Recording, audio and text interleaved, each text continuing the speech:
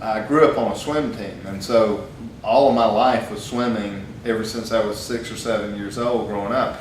Well, our coach was a history teacher and just a genius as far as architecture and all that. So everywhere we went, we had to go and do something with architecture. So if we went to Washington, D.C., we had to go to all the memorials. If we went to Puerto Rico, we had to go to the old Spanish fort. If we went to Birmingham, we had to go see something. That part of our trip was an education part of that.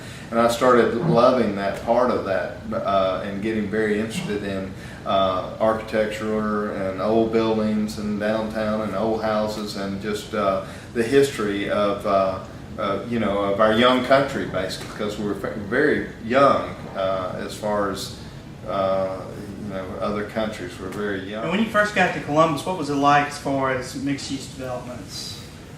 There wasn't any. It was all commercial property, and our stores were still fairly intact. We still had our retail stores. You had your, Western Autos down here and things like that.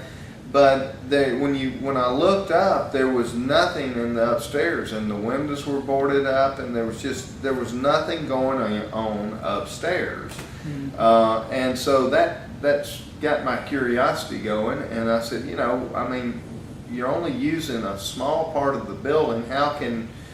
What is the highest and best use for these buildings? So, started looking in the upper floor space, and office is not really good because you have to put elevators in and things like that, and a lot of these buildings just wouldn't take elevators being put in. Some of them will, but that's a big expense. You're talking about $80,000 to put a 2-story elevator in, and so that wasn't the highest best use.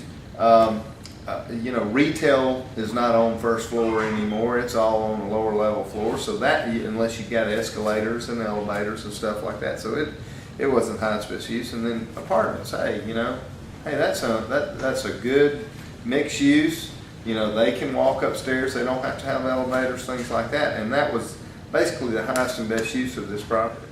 And we talked a little bit about this earlier. You kind of became an educator yourself, just as far as old buildings, old philosophies about how they should be used. Talk some about that. Well, in anything, when you get started in it, you start learning right off the bat. And I started in 1986 buying my first building, and I really, in order to buy the building, I had to know about the building. So I thought it would be a good idea to go ahead and put together a portfolio of the building with photographs and spaces and sizes and what could be done with it, and even drawing plans. So that's how I started. Mm-hmm. Just sitting down saying, okay, here's a building, it's got 6,000 square feet, here's how I'm going to split it up, and this is, and then put it together and put it in a package so that I could take it to a banker and say, you believe in me, don't you? I can make this happen, right? And that's kind of how it was. Mm-hmm. And so you from the minute go, it's a learning experience and learning about, not only learning about the old building and the history of it, because most of the buildings that I deal with are going to be taking on some type of tax incentive. And so when you're doing the tax incentives, you got to go back to the history of the building. You got to retrace its steps, then you got to find the architectural features, and then you got to put together the package for the National Park Service to make it a viable project to do. Mm-hmm. See if it's contributing to the district at that time. So I had to learn all of that too, on how to get these tax credits, how to put the whole package together. So from drawing it to measuring it to doing the tax credits to buying it, it was an all new experience on the first building. And it's a tough experience. It's a hard experience because most people don't want. It's a headache experience. All day long, that's what I deal with is different headaches in trying to solve problems. And that's what this is. This is about solving problems, working with whoever you got to work with to make those things happen, and then go from there. Mm-hmm.